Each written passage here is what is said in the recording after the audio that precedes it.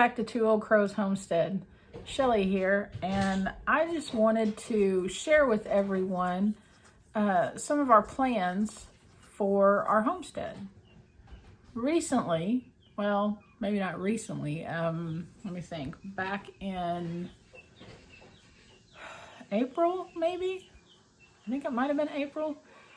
I reached out to Permaculture's farm and contacted William through Instagram to do a phone consultation. Mainly because Randy and I, we're not farmers. We don't have a history of being farmers or homesteaders. We knew that this was something that we wanted to do. We knew that it was just, like a dream that we had, but we didn't know what to do. We had been watching several homesteaders on YouTube. My dogs just came in and that's probably, you hear them lapping up water in the background.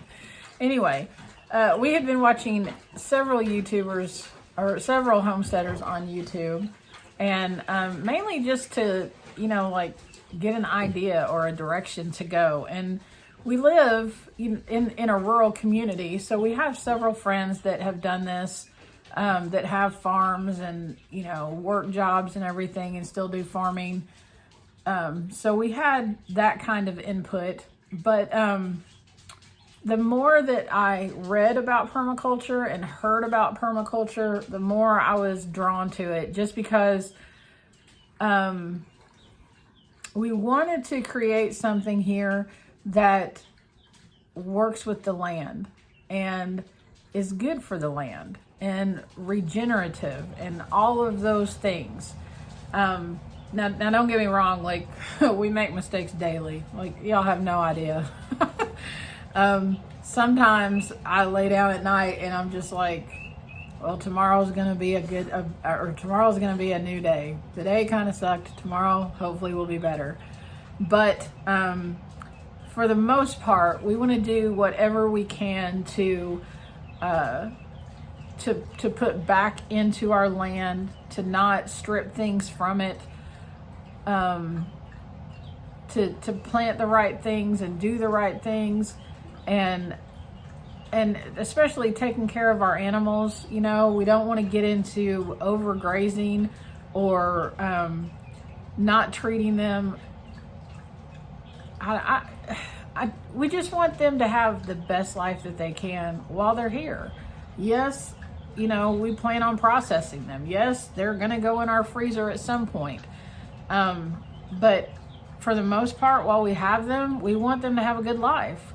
We want to take good care of them, and we don't want things to happen to them, which is why I took my rooster to the vet.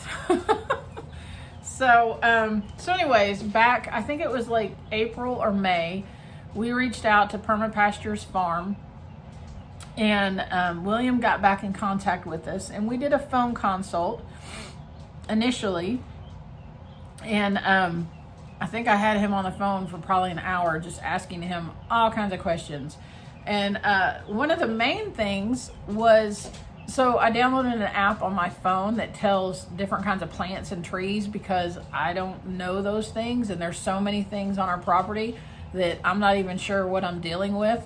And with permaculture, there's so many things out there that are beneficial to your land, and a lot of times people yank them out as weeds and get rid of them, and really your ground needs it, whether it's putting nitrogen or it's a dynamic accumulator or whatever. There's so many things, and I didn't want to go through and just start yanking stuff out if I didn't know what it was.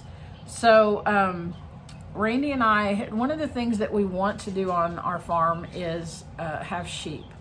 And we've not done that yet, and we're probably not going to do that this year, because this year we've got our turkeys here, and we've gotten we've got our chickens here, and we've added turkeys, and we've added pigs. Now, we have raised pigs in the past, but it's all been on grain. And, right now we're supplementing with grain. The pigs are getting out on the pasture and helping us clear pasture and all of that, and they're eating a lot of that stuff. And we're looking for a place that we can source scraps for them. But we had some past experience with pigs, and we're successful with that. But I don't feel comfortable. Like right now, I'm at a place where I feel like we're keeping our head above water, and I just feel like adding sheep right now is not a good idea. Now, granted, we're probably going to have our pasture mowed down, probably again sometime this fall. We did that back in June while we were on vacation. And we're probably going to have that done again this fall, but we'll just have it mowed and the grass will lay there. So all of the fertilization from the plants, it'll go back into the ground. And we'll probably have that done again in the spring. I mean, who knows? Until we can get to the point that we feel like we're ready to bring on some sheep. We just don't feel prepared for that right now. So, but at the time when I called, when I got a hold of William, I was asking him about some weeds that were out in our pasture, just because I kind of had it in my head that we were going to do these sheep really quick. Like we were going to have them before the summer was over. I'm glad we're not doing that, but that was kind of what was in my head at the time. And I had done some Google searches or whatever on some of the weeds that we had growing out there. And some of the things that I found were, that they were, they could be in large quantities. They could be deadly to animals, livestock, that kind of thing. And so William went a long way to explaining to me even why these plants were growing on our property. Like if you have a plant that has a really long taproot, it's because your land is compacted.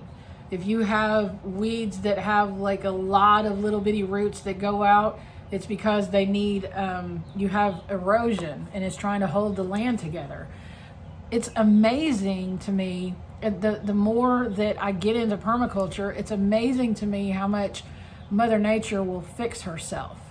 The things that we do to it that shouldn't be done, that it'll put out what it needs to repair what's going on. And that just blows my mind. And of course it's that way. I mean, it's a whole divine plan, right? So we started, just from that phone conversation, we started down this journey of, I told him, I said, I really feel like I want you all to come and help us plan out what we're going to do here. And he said he would. So in June, we went on vacation. It was like the end of May, beginning of June. We were on vacation for, I don't know, roughly like almost a week and a half. And the week that we came back, we came back on a Saturday and went back to work on Monday. And William, I think he got here Wednesday night maybe of that following week. And he spent 2 days here, and he took drone footage. He talked to us about, like what our goals were, what our dreams were with this place, where we wanted to be in a year, 2 years, 5 years, and even further than that. And, I mean, just like two old crows, Homestead, right? Randy and I aren't young chickens. So it was kind of the plan that we wanted something that could be carried on by future generations. And he took all of that into consideration. We walked around the property. We talked about things. He pointed out some things that we hadn't even thought about. Some ways that we could, run this place without even having a tractor. Because in my mind, I'm thinking that's what our next big purchase has to be, is getting a tractor. No, we don't need a tractor. Like, we can do this without a tractor. And if you watch on Permaculture's Farm channel, you can see they explain how to do this without a tractor. And they live on a hillside just like we are. Well, he was here. He walked around. He took note of things that we have going on here. At the time, we didn't have our chickens here. I'm planning on them being home within a couple weeks. Like I said, he did the drone footage. He looked at, we had a, you know, the map that you get, well, most of the time, I guess, when you buy a piece of property and it has like all the survey stuff and whatever's going on with the property. He took a look at one of those and even went as far as, you know, looking how the land was, how the grade of the land was, and what direction the sun comes from, and all of this stuff. I mean, so if you're interested in permaculture and you want to create that kind of thing on your property, and if you don't, that's fine. A lot of times people, you know, you'll hear them call it regenerative farming and stuff like that. Sometimes they're talking about the same thing. I guess sometimes they're not. I don't know. But if you're interested in doing that, there's, and I talked about this in another video, there's a website called School of Permaculture, and it's ran by Nicholas Burtner, Burtner, and it's a very reasonable class. I mean, like cost-wise, it's very reasonable. I want to say that I think I'm paid $25 a month to do it or something like that. It's got like 41 classes, and right now I'm about halfway through it. Each class is about an hour and a half long, and I actually work on it on my lunch break at work, so I get about half of a class done on my lunch break at work. And I'm just gonna be honest with you, it's like drinking from the water hose. You get lots of information. And I know that, you know, like I can go back and access videos, you know, when I need to go back and access them. But I also have a notebook that I keep track of everything, and only being, I mean, I keep track of everything, I guess, that I feel is pertinent to me, but only being, let's see, I think I'm at lesson 17. No, I think today I started 18, and I've used about a third of this notebook, just keeping notes of the stuff that I feel like, I'm sure all of it is important, but you know, like I have to bite things off in small chunks. So that's kind of where I'm at with that. However, doing that class has helped me understand what it is that William has laid out for us. So after he came and visited with us and took all the pictures and all of the information and talked to us about, you know, like our hopes and dreams and all of that kind of thing, he went back and, gosh, I'm not sure. That trip he was doing, he was visiting multiple people, and I don't know how many people he was visiting, but he was away from home for a while. And so when he got back home, he had all of these consultations that he had to work on. So I'm thinking that after he left, I want to say it was like 6 weeks, we got our drawings in the mail. Or not drawings, they were maps. They're maps/drawings, I guess. And I'm going to show you some of those. Not all of them because, well, I mean, some of them are just future stuff that it'll be a few years before we even start working on it. So, yeah, so let's just get to it. Yeah, so this is the map of the, what I would call Zone 1. So this is our house. Actually, the pink part is our house. This over here is going to be a kitchen and herb garden. Here's our garage. Our chicken coop is in our garage. These are compost piles down through here where we'll do the chicken tractor on steroids that we're already working on. These are existing trees. All of these, this is the line of our property. These are existing trees. Right now, our garden is actually located right here. It's just a little bitty garden. And we are going, per William's recommendation, we are going to move our garden up here. So this white part is a patio on the back of our house. You'll come down the stairs and our garden will be right there. Right now, this is not going to happen. He has raised beds back here for animal fodder and food for them. This is probably going to happen in a couple years because, you know, we've got to do this in phases. It's not going to happen all at once. And then this is our barn. Back here is where, right now, right here is where the pigs are at. They have been back here where he had this listed. This is all grazing pasture out here. We talked about putting in a pond. I've actually talked to a guy about a pond, and I'm not sure how feasible that is, but maybe someday, maybe it'll happen. This area right here that's next to our chicken run, this is going to be a food forest with a swale in it. And we're getting ready to have, and I talked about this in a video. I've talked to a backhoe guy, and he's going to come in and put a drive in here. We have a fence that goes across here, and he's going to make this drive, and it's going to come into our backyard down the side of our property right here. And I think at the same time, I might be able to get him to work on this swale.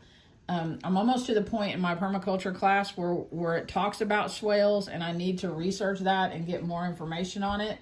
And before I have him do that, but yeah, that's what we're working on right now. This next drawing is a more close-up view of the actual raised beds that's going to be in our garden. This is our backyard, so you see like the back patio right here. These are flower beds, and then a path that leads back to the barn. William has here all of these trees. So like A stands for apple, P for pear. They're actually just fruit producing trees or nut trees. Anything with an N on it is a nitrogen fixer. So, you know, like a red bud or a mimosa or a black locust, something like that. That would be where the N's go, and the rest of them are all fruit producing trees. And then there's a close-up view of our chicken coop with the chicken tractor on steroids. You start up here with the compost ring, and then he has the weeks laid out, and it comes down here to the end. And then all of this stuff comes out here as an output into our flower bed. So this area is within close proximity, not flower bed, garden, my bad. But this area is in close proximity to our garden. And this is basically, and I'll talk about this when I get to it, but this is basically zone 1. This whole area in our back, well, even this over here. So zone 0 is our house. Zone 1 is what we are interacting with every day. And that's where our chickens are at, and our turkeys. At the time, we didn't have turkeys, though. So this next drawing, so you can see, like, there's the property underneath that. Okay, so this one is actually sectors. So this is a sector map, and what this shows is, let's see, this pink part right here is the winter sun, where the winter sun comes in. The red part is the summer sun. The green here, which this is our neighbor's property, the green here and the green over here, which would be our neighbor across the street, those are noise sectors. And that just means that, you know, it's like not part of our stuff.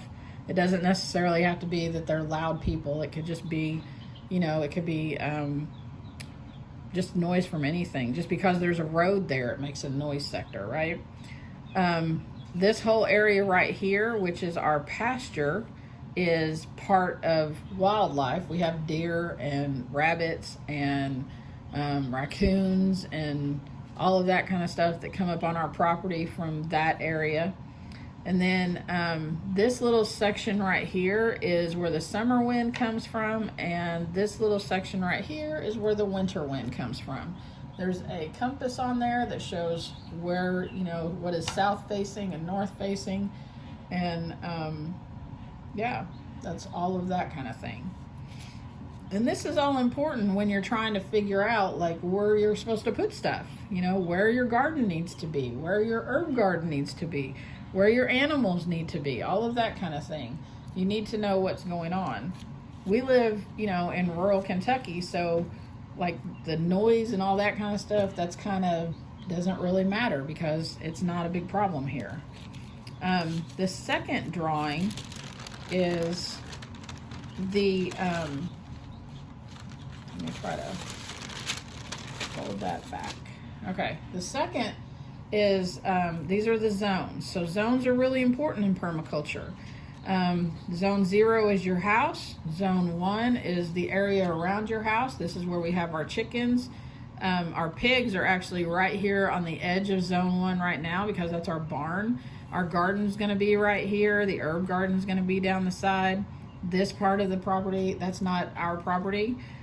Zone 2 is where you would have things that you need to see. You're probably going to mess with daily, but you could skip a day every now and then it kind of goes out from there. The reason that we have zone 2 down here is because I started planting fruit trees down there. And they're still small.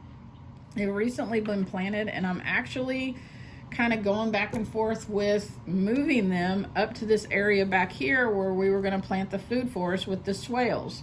I'm not sure if that's even doable, but I kind of don't like them being down there now. Because they're, you know, we see them every day. We drive by here every day, but I would just feel better if they were up here. So I don't know.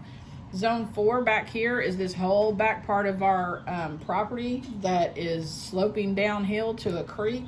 And right now we're not doing much with it. At some point we will have that cleared out with pigs and grazing animals. But for right now, nothing's really happening with it.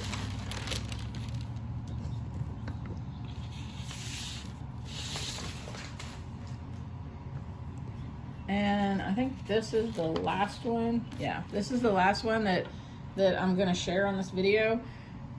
So this is a close-up view of the food forest.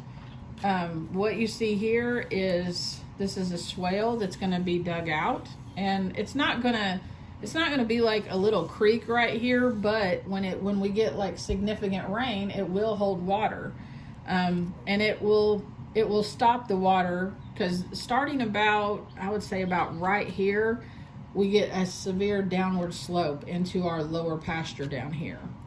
So we will dig this out and make a mound right here along this, and as water comes in from rain, it will stop it here, and it won't sit there, but it'll take it longer, and it will absorb more into the ground instead of just running down that hill immediately. Okay, does that make sense? I hope.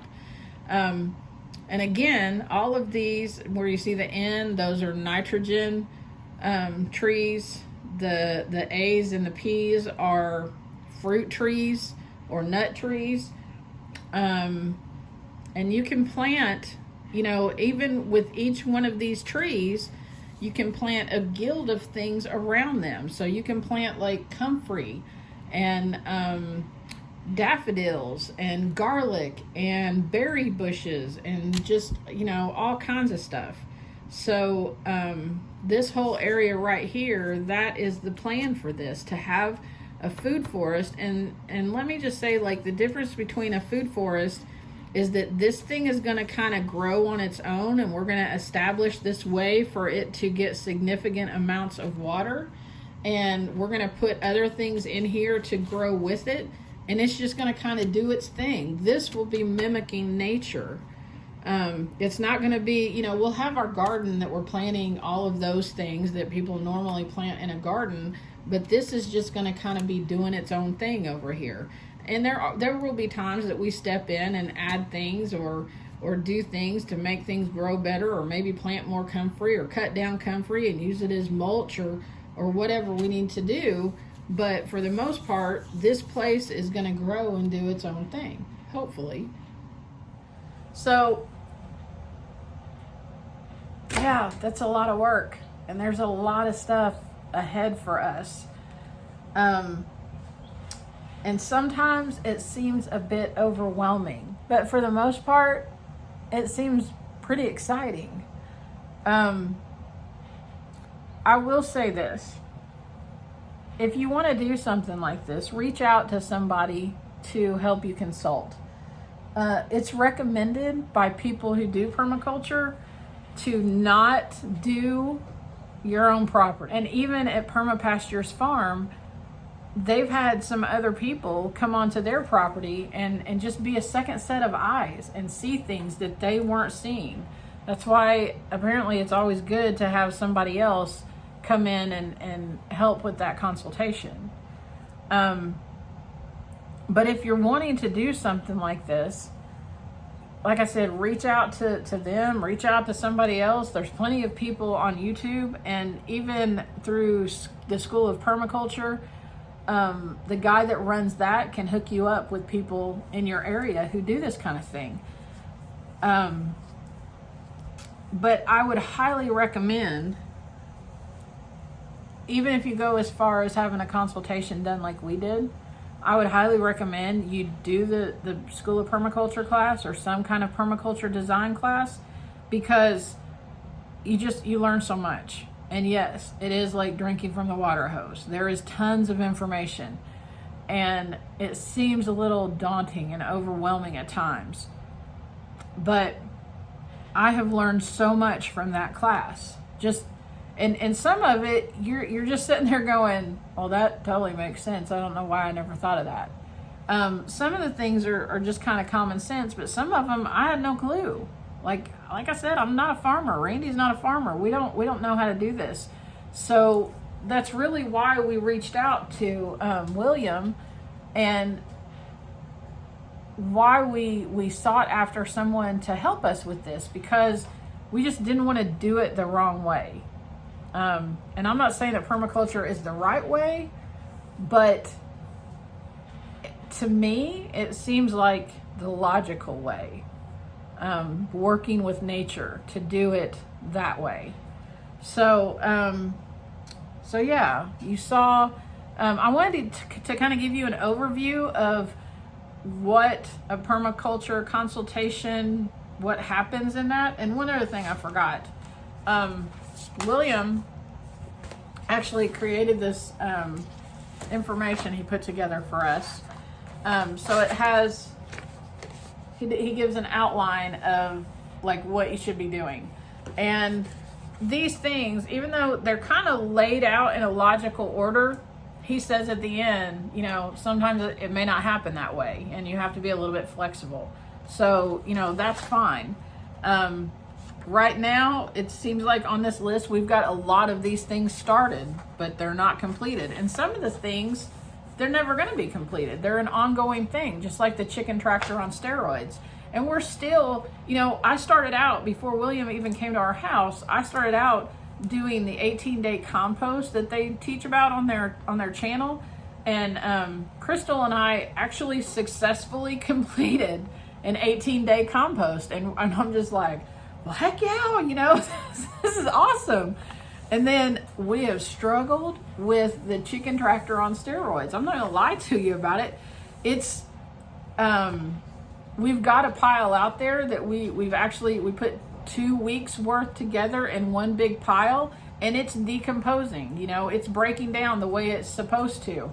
But our biggest struggle right now is actually, it's time. I mean, just to be honest with you, it's time. And some weeks, both Randy and I still work 40-hour-a-week jobs, and actually some weeks Randy works way more than 40 hours a week. So that's our biggest struggle with that right now. But we still, when we get that time to go out there and work on it, we do. We go out there and turn it. We add new stuff. We get the chickens running through it. The chickens love to do it. They pick through the compost. They do all the things that they're supposed to do. It's just us finding time to get out and do it.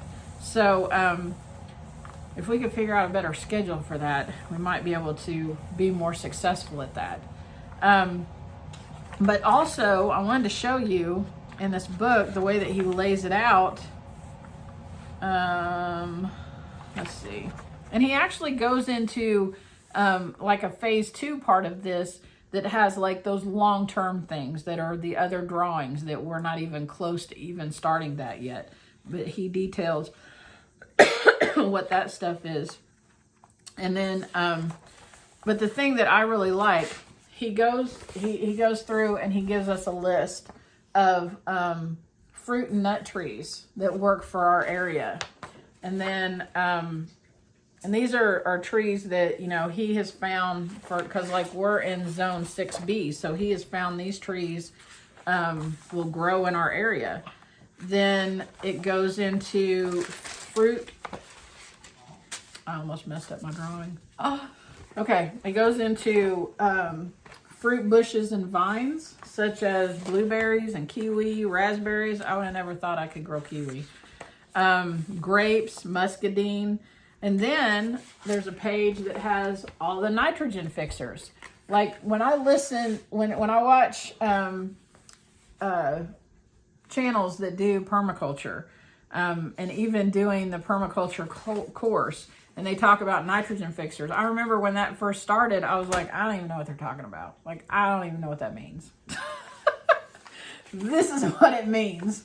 He tells us where we need to plant them, and then he gives us a list of what we can use. So, you know, it's talking about black locust, mimosas, honey locust, redbud, Kentucky coffee trees. He goes into a list of shrubs that are nitrogen fixers, and then ground cover and herb layers that are nitrogen fixers. There's another channel that is associated with Permapasture's farm that is Renewed Homestead. And I feel horrible, but the wife that's on there, I cannot think of her name. I can't think of his name either. I'm so sorry.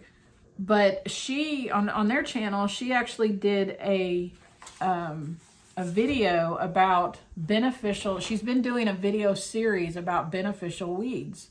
So she did one about vetch, and that's one of the,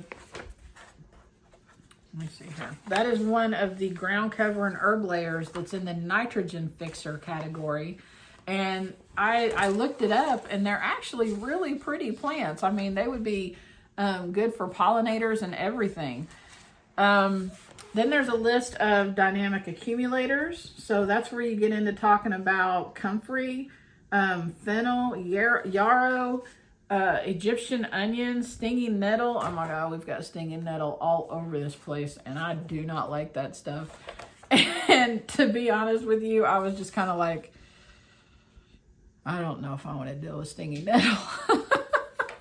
But apparently it's a really good plant to have around.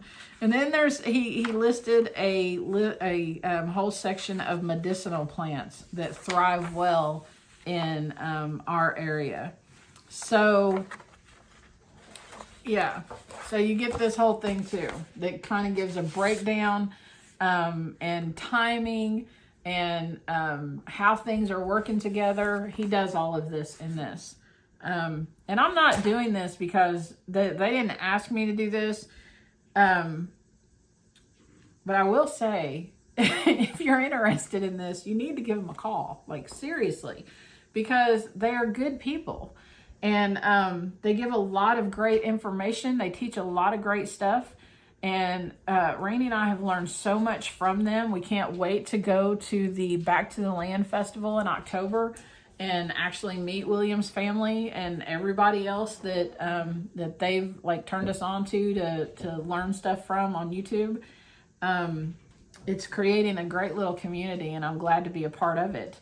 So yeah, I highly recommend them if you're interested in doing permaculture. And I wanted to just kind of give you an overview.